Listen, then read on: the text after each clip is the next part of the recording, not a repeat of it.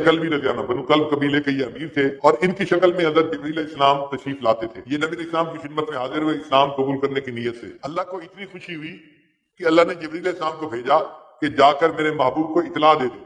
چنانچہ جبریل علیہ السلام نے بتایا، اے اللہ کے حبیب صلی اللہ علیہ وسلم، دیا کلبی آپ کے پاس آ رہے ہیں اسلام قبول کرنے کے لیے۔ تو نبی علیہ السلام استقبال کے لیے کھڑے ہو گئے۔ تھوڑی دیر بعد دیا کلبی آئے اور رو رہے تھے۔ نبی علیہ السلام نے پوچھا رو کیوں رہے ہو؟ کہ جی میں کلمہ پڑھنے آیا ہوں، اور کلمہ تو میں نے پڑھ لیا ہے، رو اس پہ رہا ہوں کہ میرے گناہ بہت زیادہ ہے، پتہ نہیں میرے گناہ معاف ہوں گے کہ نہیں ہوں گے۔ تو نبی علیہ السلام نے پوچھا تیرے گناہ کیا ہیں؟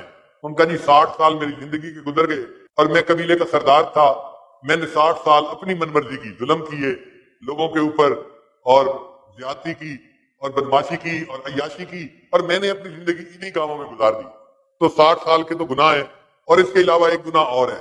تو نبی علیہ السلام نے پوچھا کیا گناہ؟ اے اللہ کے حبیب صلی اللہ علیہ وسلم، ہم عربوں کو گھر میں بیٹی کا پیدا ہونا اچھا نہیں لگتا تھا، لہذا ہم چھوٹی بچی کو زندہ دفن کر دیا کرتے تھے۔ میں چونکہ قبیلے کا سردار تھا، مجھے جب پتا چلتا کہ فلاں گھر میں بیٹی پیدا ہوئی، میں اس گھر میں جاتا تھا اور اس چھوٹی معصوم بچی کو اٹھا کے گڑھا کھود کے اپنے ہاتھوں سے دفن کر دیتا تھا۔ میں نے اپنے ہاتھوں سے 70 بچیوں کو زندہ دفن کیا ہوا ہے۔ اور یہ کہہ کے پھر رونے لگ گئے کہ میرے 60 سال کی زندگی کے گناہ الگ ہے، اور 70 معصوم بچیوں کو دفن کرنے کا گناہ الگ ہے، میرا کیا بنے گا؟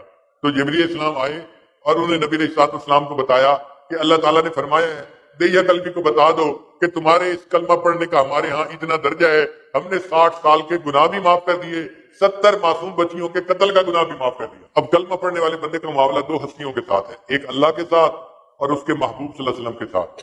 اللہ تعالیٰ ارحم الراحمین ہے، اور نبی علیہ السلام رحمت للعالمین۔ اے اللہ آپ بھی کریم ہے، اور آپ کے حبیب صلی اللہ علیہ وسلم بھی کریم ہے۔ میرا 100 مرتبہ شکر ہے کہ میرا معاملہ 2 کریموں کے درمیان ہے۔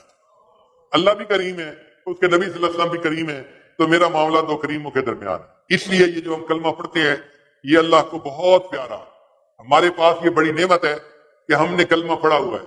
آج کے اس دجالی دور میں لوگوں کو کلمے کی اہمیت کا اندازہ نہیں ہوتا، ایمان کی اہمیت کا اندازہ نہیں ہوتا، معمولی باتوں پہ ایسے فکرے بول دیتے ہیں کہ ایمان ضائع ہو جاتا ہے۔ کبھی ایسی بات مت کریں، ہمیشہ شکر ادا کریں کہ اللہ آپ نے مجھے کلمہ پڑھنے کی توفیق عطا فرمائی، میں آپ سے راضی ہوں۔ رضیت باللہ ربا وبمحمد النبی وبالاسلام دینا۔